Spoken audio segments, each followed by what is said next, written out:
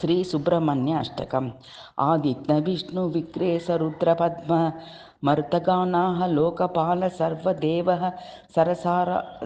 సరసారమితం జగత్ సర్వం త్వమేవ బ్రహ్మైవ అజ మత్సరామద్వాయం అభ్రామేయం మహాసందం అసలం నిర్వికారకం నిరాలంపం నిరాపసాం సత్తామాత రామ గోసా రామ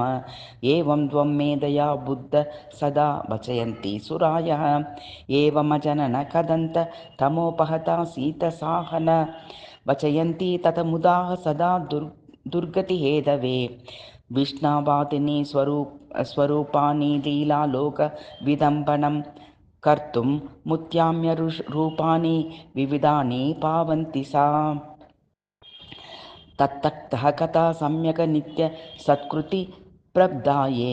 భక్త్య చరుత్వ పఠిత్వ స దృష్ట్వా సంపూజ్య చరత్తయ సర్వాన్ కామనావాప్నోతి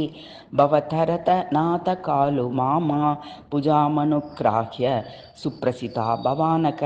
సబలం మన్మదావసం అమర్యదా మసూయ కం